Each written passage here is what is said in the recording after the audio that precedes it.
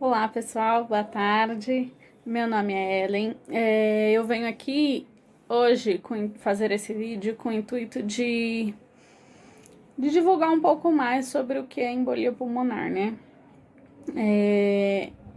Eu recentemente, num pós-parto, tive uma embolia pulmonar. E pesquisando a respeito depois, porque até então eu tinha ouvido falar mais vagamente, não sabia bem do que se tratava, e depois de ter sido acometida por essa fatalidade da vida, né, fui pesquisar um pouco mais, olhar mais conteúdo na internet, e vi que era bem escasso, era bem vago, né, depoimentos reais de pessoas que também haviam passado pela embolia, e esse é o motivo que hoje eu venho falar um pouquinho sobre a minha experiência com esse probleminha, né? A embolia pulmonar são coágulos que se desprendem normalmente da região das pernas, né?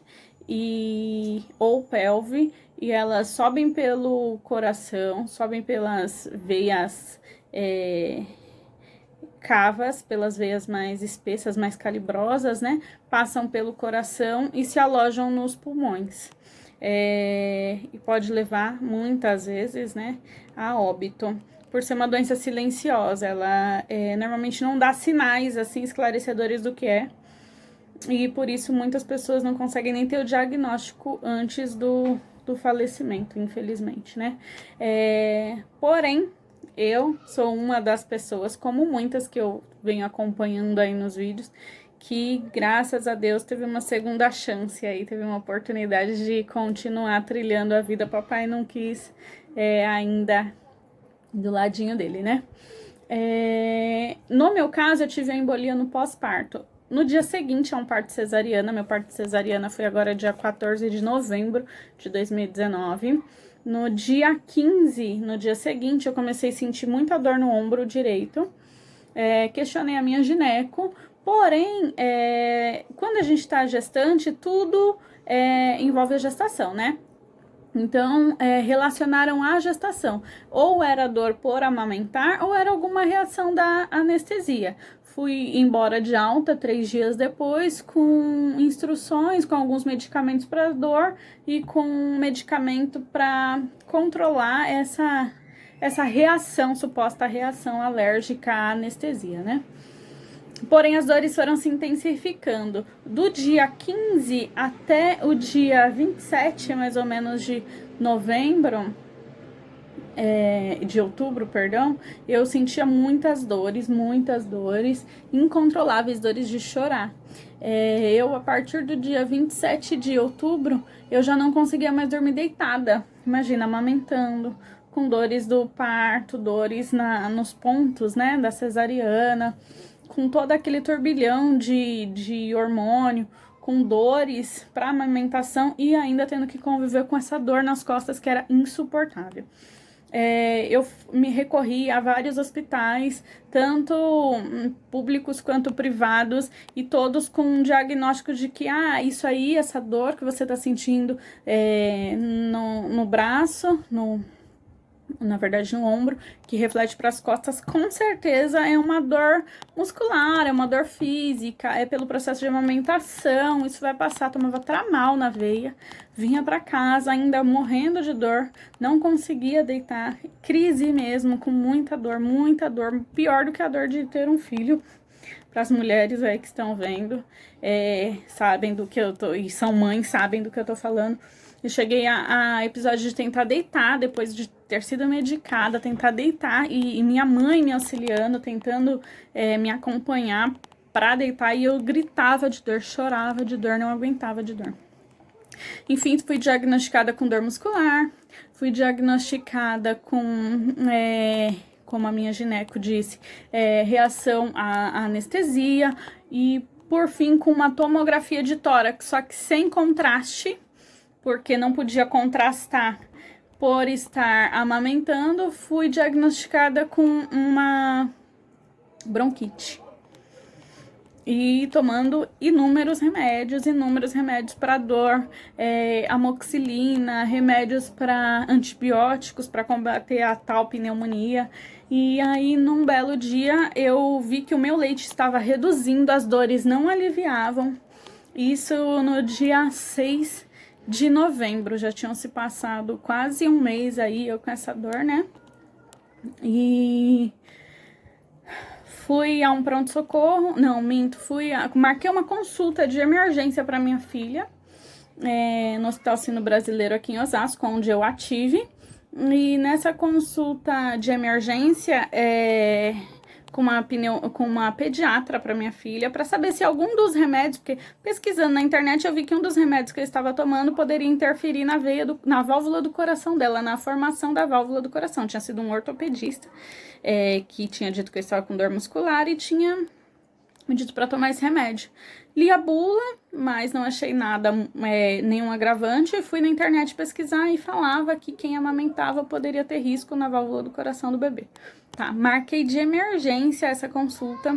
Cheguei no Sino Brasileiro. Fui um encaixe, na verdade. A última pessoa a ser atendida dessa doutora, uma doutora maravilhosa, a doutora Fabiola. Ela é responsável pela UTI neonatal aqui no Sino Brasileiro, da Rede Dor, em Osasco. E, assim, um anjo enviado por Deus. Enquanto eu tinha todos os outros diagnósticos, cheguei lá para examinar minha filha, ela falou, não, mãezinha, sua filha tá ótima, não tá acontecendo nada com ela, só suspende esse medicamento, mas tá acontecendo alguma coisa com você. Eu vou puxar o seu histórico, como eu já tinha tido parto lá, e às vezes que eu tinha recorrido a médicos particulares, tinha sido lá pelo convênio, né? E então tinha um histórico meu, as tomografias, os raios-x, os receituários, as minhas queixas físicas, exames de sangue estavam todos armazenados nesse sistema, né? Então ela pôde ver que tinha algo de errado. E aí ela me disse que iria me dar uma guia, não, na verdade um bilhetinho escrito num receituário médico para eu ir de emergência para o pronto-socorro do Sino Brasileiro, que é do outro lado da rua, para quem conhece, né? Eu tava no ambulatório e ela me encaminhou para o pronto-socorro e pediu para que eu falasse na emergência, não fizesse nem a ficha, falasse na emergência com a responsável da emergência, que ela já tava passando um WhatsApp para essa pessoa e que ela já saberia do meu caso. Realmente, a gente fez o trabalho de atravessar a rua, passar no balcão da emergência, peguei uma senha, não aguardei a senha, passei no balcão da emergência, assim, tava me sentindo muita dor, porém a dor vinha com pico, sabe? Tinha hora que ela doía muito e tinha hora que ela relaxava. E mãe, a gente pensa sempre primeiro nos filhos, né? E esse foi o meu grande erro, eu pensei demais nela, assim, até falei pra minha mãe que tava me acompanhando na hora, eu tô com dor, mas dá pra aguentar, eu preciso cuidar da menina, eu preciso saber como é que ela tá, um recém-nascido, 24 dias de nascida, se não me engano, 27, não sei, 20 e poucos dias de nascida, então eu preciso pensar nela primeiro. Enfim, fomos, né? Não fiz a ficha. A doutora Kellen, que era responsável pela emergência no Sino, me atendeu prontamente, porque a outra médica, a doutora Fabiola, já tinha avisado pra ela. Cheguei lá, nem ficha fiz, entrei direto pra emergência. Já fizeram oximetria, que é um sangue colhido na artéria, não é numa veia, é numa artéria que vem direto do coração, né? Do pulmão, para saber a oxigenação do sangue como estava. Dali já não pude mais colocar os pés no chão. E aí foi me dito que o meu diagnóstico provável pelos sintomas era uma embolia pulmonar, mas queriam fazer alguns exames, era algo bem grave e que a partir daquele momento eu não poderia colocar os pés no chão e nem me mexer com muito esforço para que esse trombo, esse coágulo, ele não se desprendesse ainda mais, não percorresse áreas do meu corpo e obstruísse ainda mais minhas vias aéreas e me levasse a óbito.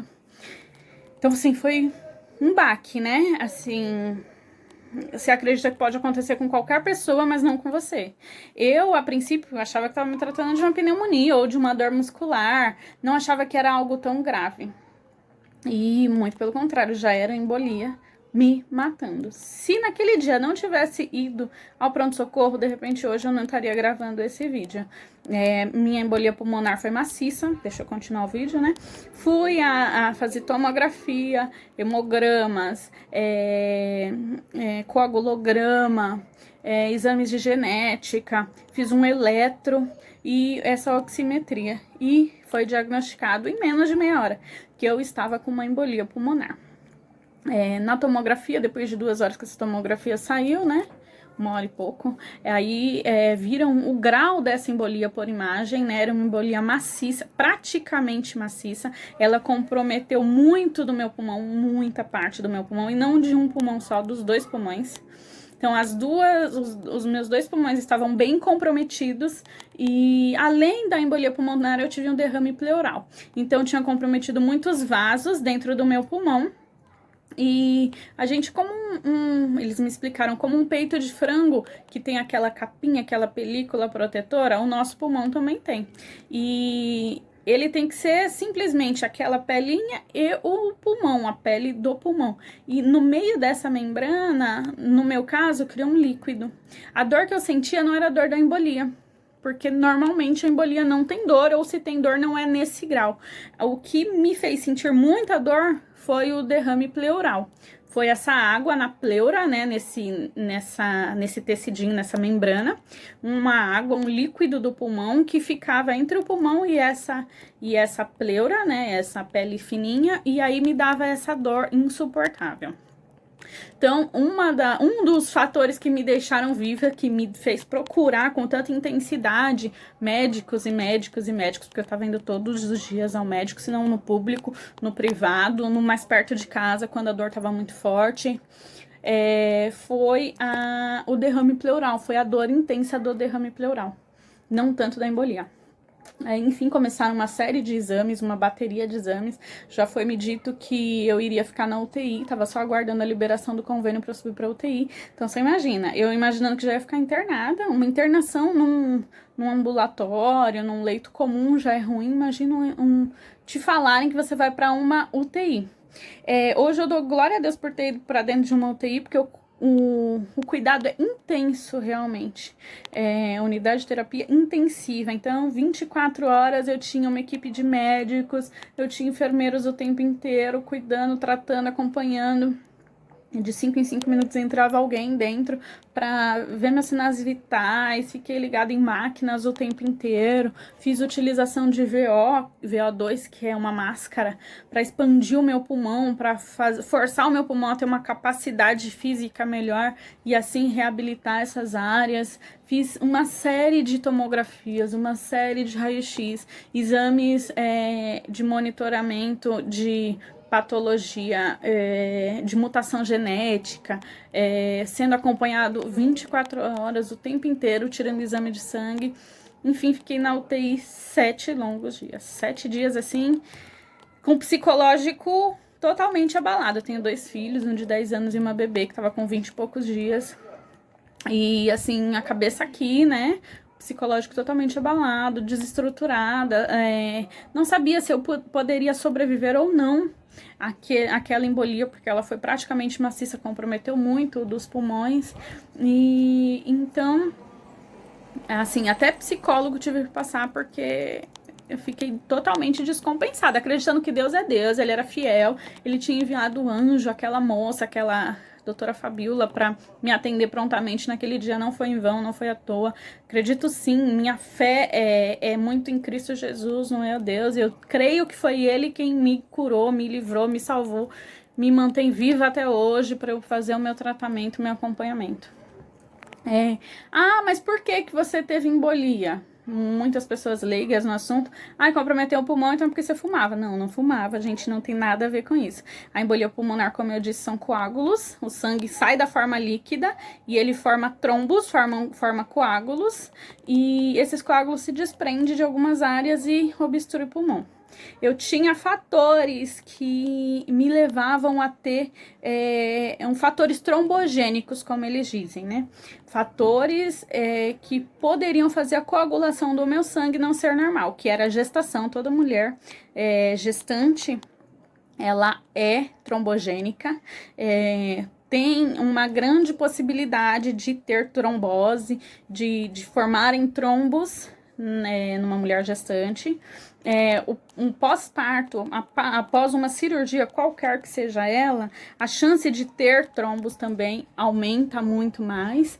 E, além disso, eu usei muito tempo anticoncepcional, que é o grande vilão.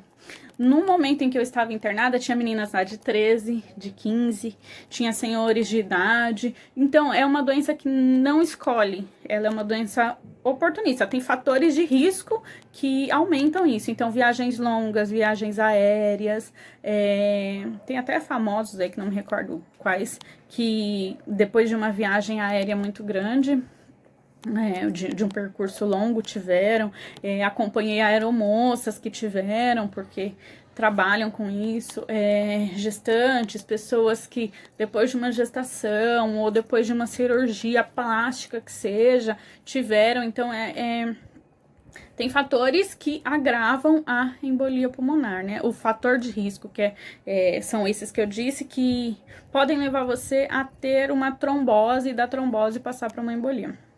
Bom, eu tomei Clexane, que é aquela injeção para diluir os trombos, tomei na dose máxima, 2 vezes ao dia, uma medicação bem dolorosa, aplicada na barriga ou no braço. Eu preferia que aplicasse na barriga, que sempre tem que ser na gordurinha para ela doer menos, é uma injeção bem oleosa, né? Tomei ela bastante tempo, disseram que eu iria ficar tomando ela, e ela é uma medicação que pelo SUS eu não conseguiria com facilidade, a não ser que eu estivesse gestante, que não era o meu caso.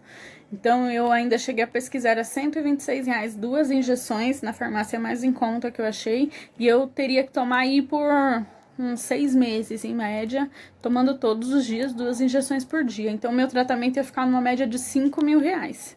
Aí a cabeça já começa, né? Assim, não sei se vou me reabilitar, não sei se eu vou conseguir voltar a trabalhar, custear um tratamento de R$5.000 que o SUS não cobre. E, enfim, a cabeça passa um turbilhão de coisas, né? 7 dias de UTI, passei para a clínica tradicional, para um quarto tradicional, porque os exames, tanto de imagem quanto de sangue, mostraram que o meu organismo estava respondendo muito bem ao tratamento, né? E as Clexanes. Fui para um quarto tradicional na clínica médica, permaneci 3 dias nesse quarto tradicional e de lá tive alta. Tive alta, não me recordo bem, mas acredito que no dia 15 de novembro foi que eu tive alta. E de lá pra cá, acompanhamento com vascular. Hoje tô gravando, em fevereiro, né? Demorei um pouquinho pra gravar, porque era difícil até pra mim falar sobre o assunto, sabe? A gente fica bem abalada, achando que, meu Deus, por que aconteceu comigo? Mas hoje não, hoje eu sou grata a Deus por Ele ter me permitido passar por isso, fortalecido a minha fé e ter ficado comigo esse tempo inteiro, não ter me deixado morrer, né, com esse problema, ter colocado anjos, pessoas instruídas, pessoas pra cuidar, pra me tratar. E hoje podendo estar aqui e gravar esse vídeo falando um pouquinho mais pra vocês. Então, o que eu sentia antes? Muito cansaço, muita dor nas costas. E eu tive um quadro de hipertensão, que também é agravante. Tive um quadro de hipertensão na gestação. Nunca fui hipertensa, mas tive uma hipertensão na gestação. E as pernas muito inchadas. Então, um inchaço, a pressão alta e a dor nos pulmões já era o corpo avisando que algo não estava certo, né? Então, serve de alerta, você que aí pode estar passando por algo semelhante, investiga, vai atrás, pede mais exames, questiona o médico, porque não por culpa deles, mas é uma doença que dá poucos sinais, assim, você não relaciona a embolia, de fato, logo de cara, né? Primeiro associam coisas mais leves até chegar na embolia, que foi o meu caso. Hoje faço acompanhamento com pneumologista, com hematologista, com vascular, com cardiologista. Por quê? Devido à embolia pulmonar, muito do meu pulmão ficou comprometida, muitas áreas do meu pulmão morreram. Essas áreas que top, né, que obstrui com o coágulo, no meu não foi um coágulo só, foram coágulos, não se sabe quantos, mas foram coágulos. Obstruíram muitas partes do meu pulmão. praticamente 50% do meu pulmão morreu. Morreu, não recupera mais. Por mais que eu esteja curada da embolia, fazendo uso de medicação ainda, mas curada da embolia pulmonar, mesmo assim o meu pulmão não volta a 100%. Essas áreas que foram danificadas, elas morrem, elas infartam, como eles dizem, né?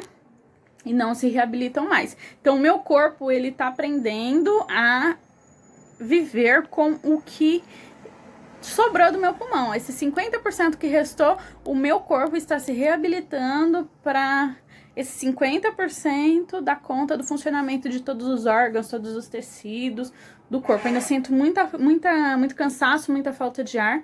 Achei que sentiria mais, não é nem tão grande assim, porém tem dias que tenho mais cansaço que outros. Dores não sinto mais. No começo ainda sentia bastante dores no braço. Fiquei com medicação com Voltaren um tempo para tomar em casa ainda. Porém, hoje, para dor, já não preciso mais tomar. Porém, ainda tomo anticoagulante. Porém, não mais aquele da barriga, como eu disse, queria ficar assim com o meu tratamento. Hoje, meu tratamento custa R$301 e uso por 30 dias, né? Assim, R$301 dá para ser utilizado em 30 dias. Eu comecei o tratamento em novembro, dezembro, janeiro, fevereiro. Então, já tem 4 meses que eu faço uso desse tratamento. Faço tratamento com uma droga que eles dizem que é uma droga nova, né? Mais nova que a Clexane. Mas não é tão nova assim, eles calculam uns 20, 25 anos, segundo o meu hematologista, né? Eu tomo a Pixaban, que é o Eliquis. Ele custa, como eu disse, R$301, é um anticoagulante. Eu tomo na dose máxima dele, que ele tem de 2,5 e de 5 miligramas. Eu tomo de 5 miligramas 2 vezes ao dia. Continuo hipertensa, porém minha hipertensão hoje tá atenuada, né? Faço bastante controle, tomo losartana pra isto, e uma vez ao dia hoje, porque o meu tomava 2 vezes ao dia, hoje não, tomo uma vez ao dia. Meu cardiologista tinha acompanhado e disse que ok, tá melhor. Tem alguns exames de pneumo feitos que ainda não tem os resultados. Tem um que tem o resultado, que é uma ergoespirometria. Um teste ergométrico, que ao mesmo tempo que você fica na esteira, você recebe um aparelho que mede o quanto de ar sai dos seus pulmões em atividade, em repouso e em atividade. E esse exame provou que o meu pulmão, ele está funcionando em 50%. Minha aptidão, meu teste de aptidão é fraca ainda. Então, estou com metade do meu pulmãozinho funcionando, mas eu creio que aquele Deus que começou a boa obra na minha vida é fiel para cumprir. Até me emociona um pouquinho de falar. Mas eu creio que eu vou ficar curada, que isso vai reabilitar. Meu pulmão hoje, ele tem uma pressão desestabilizada, né? Por conta da embolia pulmonar, normalmente ficam algumas sequelinhas. E uma delas é a minha pressão pulmonar, que ainda... ela vem melhorando, mas ainda tá um pouco descompensada. E para isso eu faço bastante acompanhamento, tomografia. Hoje, essa semana mesmo fiz 2, uma tomo, uma anjo, um ecocardiograma para ver se o coração tá ok, porque o meu átrio ou é ventrículo, gente, leiga no assunto, não sei, ou é o átrio ou é o ventrículo. Uma válvula do coração maior, uma veia do coração maior, do lado direito ela ficou comprometida, porque o sangue passa mais espesso, e esse coágulo também é espesso, né? Então ele dilata a veia do meu coração. Segundo, não sei, gente, tô passando o que os meus médicos me disseram e me dizem até hoje, né? Então, o coração teve que bombear com muito mais velocidade, muito mais intensidade para dar conta desse pulmão que não estava funcionando, para ele conseguir levar oxigênio, levar sangue oxigenado suficiente para dentro dos outros órgãos, né? Então, eu fiquei com uma válvula do coração dilatada e fiquei com essa hipertensão pulmonar. A válvula do coração, graças ao meu bom Deus, já está estabilizada, já não tem mais essa dilatação. E o meu pulmão vem diminuindo a pressão, porém ainda continuo com a pressão um pouquinho elevada. Mas eu creio que em breve tudo isso vai passar. Então a mensagem que eu deixo para você que está passando por isso, assim como eu, ou passou por isso e hoje tem alguma sequela, é fé.